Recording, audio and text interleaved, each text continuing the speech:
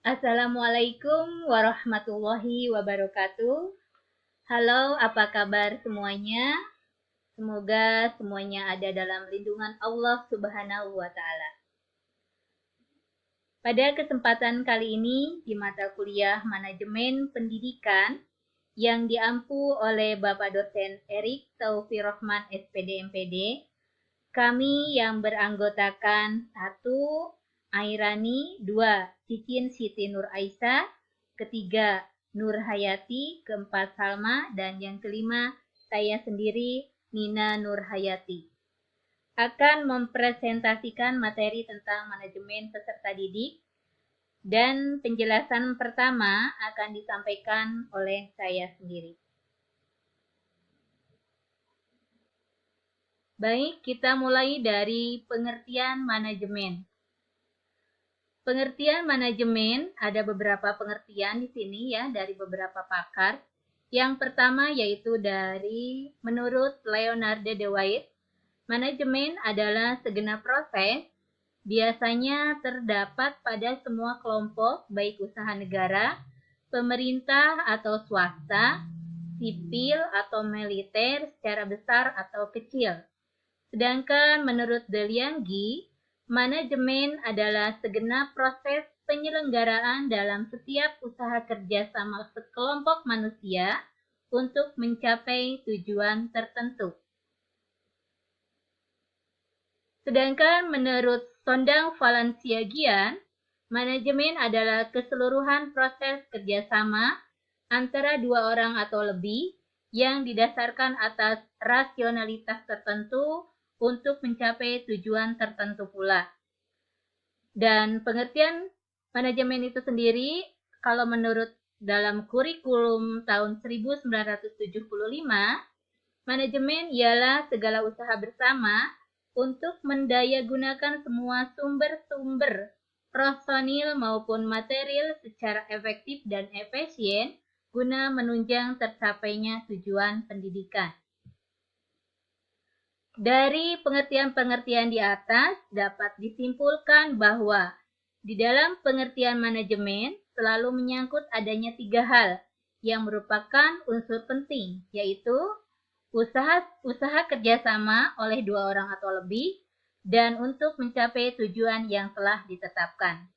Itulah pemaparan dari saya. Selanjutnya akan disampaikan oleh teman saya. Untuk pembahasan selanjutnya yaitu pengertian peserta didik. Menurut Kniezevich tahun 1961, yang dimaksud manajemen peserta didik atau pupil personil administration adalah layanan yang memusatkan perhatian pada pengaturan, pengawasan, dan layanan siswa di kelas dan di luar kelas, seperti pengenalan, pendaftaran, layanan individuan seperti pengembangan keseluruhan kemampuan, minat, kebutuhan, sampai ia matang di sekolah. Manajemen peserta didik juga dapat diartikan sebagai usaha pengaturan terhadap peserta didik, mulai dari peserta didik tersebut masuk sekolah sampai dengan mereka lulus sekolah. Dengan demikian, manajemen peserta didik itu bukanlah dalam bentuk kegiatan-kegiatan pencatatan peserta didik saja, melainkan meliputi aspek yang lebih luas, yang secara operasional dapat dipergunakan untuk membantu kelancaran upaya pertumbuhan dan perkembangan peserta didik melalui proses pendidikan. Prinsip dalam manajemen peserta didik. Prinsip merupakan sesuatu yang harus dijadikan pedoman untuk melaksanakan tugas. Jika sesuatu tersebut sudah tidak dipedomani lagi, maka hilanglah sebuah prinsip. Adapun prinsip-prinsip manajemen peserta didik adalah sebagai berikut. Yang pertama yaitu prinsip yang pertama, manajemen peserta didik dipandang sebagai bagian dari keseluruhan manajemen sekolah. Oleh karena itu, ia harus mempunyai tujuan yang sama atau mendukung terhadap tujuan manajemen secara keseluruhan. Prinsip yang kedua yaitu Segala bentuk kegiatan manajemen peserta didik haruslah mengemban misi pendidikan dan dalam rangka mendidik para peserta didik. Segala bentuk kegiatan, baik itu ringan, berat, disukai atau tidak disukai oleh peserta didik, haruslah diarahkan untuk mendidik peserta didik dan bukan untuk yang lainnya. Dan prinsip yang ketiga yaitu kegiatan-kegiatan manajemen peserta didik haruslah diupayakan untuk mempersatukan peserta didik yang mempunyai aneka ragam latar belakang dan juga mempunyai perbedaan-perbedaan. Perbedaan-perbedaan yang ada pada peserta didik tidak diarahkan pada munculnya konflik di antara mereka, melainkan justru mempersatukan dan saling memahami dan menghargai. Prinsip yang keempat yaitu kegiatan manajemen peserta didik haruslah dipandang sebagai upaya pengaturan terhadap pembimbingan peserta didik. Oleh karena itu, pembimbing haruslah terdapat ketersediaan dari pihak yang dibimbing. Prinsip yang kelima yaitu kegiatan manajemen peserta didik haruslah mendorong dan memacu kemandirian peserta didik. Prinsip kemandirian demikian akan bermanfaat bagi peserta didik tidak hanya ketika di sekolah, melainkan juga sudah terjun ke masyarakat. Dan prinsip yang keenam yaitu apa yang diberikan kepada peserta didik dan apa yang selalu diupayakan oleh kegiatan manajemen peserta didik haruslah fungsional bagi kehidupan peserta didik, baik di sekolah lebih-lebih di masa depan. Manfaat manajemen peserta didik. 1. Terwujudnya suasana belajar dan proses pembelajaran yang aktif, inovatif, kreatif, efektif, dan menyenangkan, atau disebut dengan PAIKEM. Yang kedua, terciptanya peserta didik yang aktif mengembangkan potensinya. Yang ketiga, terpenuhinya salah satu dari 4 kompetensi tenaga pendidik dan kependidikan. Yang keempat, tercapainya tujuan pendidikan secara efektif dan efisien. Yang kelima, terbekalinya tenaga kependidikan dengan teori tentang proses dan tugas administrasi pendidik. Yang terakhir, teratasinya masalah mutu pendidikan. Jadi, kesimpulannya, manajemen peserta didik atau pupil personal management adalah layanan yang memusatkan perhatian pada pengaturan, pengawasan, dan layanan siswa dan luar kelas seperti pengenalan, pendaftaran, layanan individuan seperti pengembangan keseluruhan kemampuan minat, kebutuhan sampai ia matang di sekolah. Prinsip manajemen peserta didik adalah pedoman yang harus diikuti dalam melakukan pengelolaan peserta didik. Yang ketiga, yang terakhir, landasan manajemen pendidik adalah suatu patokan kepengurusan segala hal yang berkaitan dengan peserta untuk mewujudkan tercapainya suatu pendidikan yang sukses. Landasan manajemen peserta didik. Landasan secara bahasa dapat diartikan sebagai pondasi, dasar, asas, patokan, dan standar.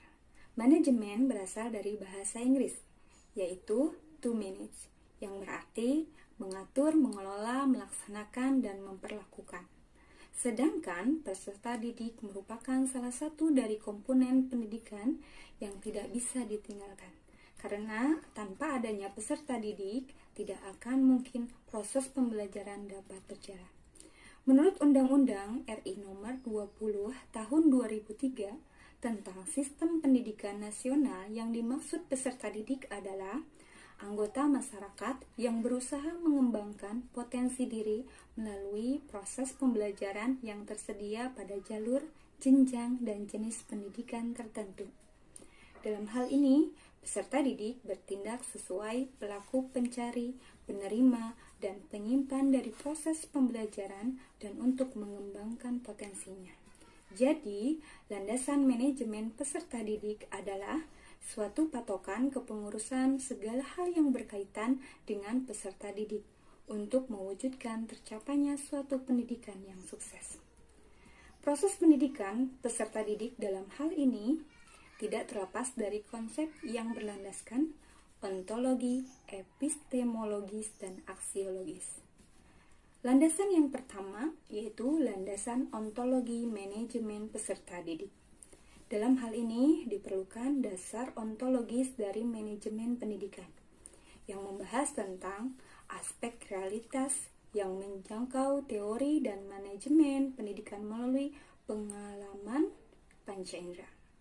Yang dimaksud dengan pengalaman panca indera di sini adalah dunia pengalaman manusia secara empiris, baik yang berupa tingkat kualitas maupun kuantitas yang dihasilkan ataupun yang dicapai. Objek materi manajemen pendidikan ialah sisi manajemen yang mengatur seluruh kegiatan kependidikan, yaitu seperti perencanaan, pengorganisasian, pengerahan, seperti memotivasi, kepemimpinan, pengambilan keputusan, komunikasi, koordinasi, dan negosiasi, serta pengembangan organisasi. Dan yang terakhir adalah pengendalian yang meliputi pemantauan, penilaian, dan pelaporan. Yang kedua, landasan epistemologis manajemen peserta didik. Pada landasan ini, manajemen peserta didik didefinisikan sebagai seni dan ilmu mengelola sumber daya pendidikan mencapai tujuan pendidikan secara efektif dan efisien. Sumber daya pendidikan adalah sesuatu yang dipergunakan dalam penyelenggaraan pendidikan yang meliputi 6 hal, yaitu diantaranya administrasi tenaga pendidik, yang kedua administrasi peserta didik, yang ketiga administrasi keuangan, yang keempat administrasi sarana dan prasarana, yang kelima administrasi hubungan sekolah dengan masyarakat, dan yang keenam terakhir administrasi layanan khusus. Baik, untuk landasan yang ketiga yaitu tentang dasar aksiologi manajemen peserta didik. Aksiologi merupakan suatu pendidikan yang menguji dan mengintegrasikan semua nilai tersebut dalam kehidupan manusia. Dan nilai-nilai tersebut adalah seperti nilai tindakan moral, nilai ekspresi keindahan, dan nilai kehidupan sosiopolitik. Dengan kata lain, nilai-nilai tersebut ditanamkan dalam pribadi para pemimpin pendidikan, seperti kepala sekolah, guru, staf, dan anak didik. Kemudian, pembahasan selanjutnya yaitu manfaat manajemen peserta didik. Manajemen peserta didik memberikan nilai manfaat bagi kita semua, khususnya bagi peserta didik. Yang pertama adalah terwujudnya suasana belajar dan proses pembelajaran yang aktif, inovatif, kreatif, efektif, dan menyenangkan. Yang kedua, terciptanya peserta didik yang aktif mengembangkan potensinya. Yang ketiga, terpenuhinya salah satu dari 4 kompetensi tenaga pendidik dan kependidikan. Yang keempat, tercapainya tujuan pendidikan secara efektif dan efisien. Yang kelima, terbekalinya tenaga kependidikan dengan teori tentang proses dan tugas administrasi pendidikan. Dan yang terakhir, teratasinya masalah mutu pendidikan. Hal ini manajemen peserta didik memberikan manfaat yang sangat besar. Dari kesimpulan keseluruhan materi manajemen peserta didik dapat disimpulkan bahwa pertama, manajemen peserta didik atau disebut pula dengan pupil personel management, yaitu layanan yang memusatkan perhatian pada pengaturan, pengawasan, dan layanan siswa di kelas dan di luar kelas, seperti pengenalan, pendaftaran, layanan individual seperti pengembangan keseluruhan, kemampuan, minat, kebutuhan, sampai ia matang sekolah. Yang kedua, prinsip manajemen peserta didik adalah pedoman yang harus diikuti dalam melakukan pengelolaan peserta didik. Yang ketiga, landasan manajemen peserta didik adalah suatu patokan kepengurusan segala hal yang berkaitan dengan peserta didik untuk mewujudkan tercapainya suatu pendidikan yang sukses. Demikian materi yang dapat kelompok kami sampaikan. Semoga bermanfaat. Saya Cicin mewakilkan dari kelompok ini. Mohon maaf Atas segala kekurangannya, jangan lupa like and subscribe channel YouTube kami. Terima kasih. Wassalamualaikum warahmatullahi wabarakatuh.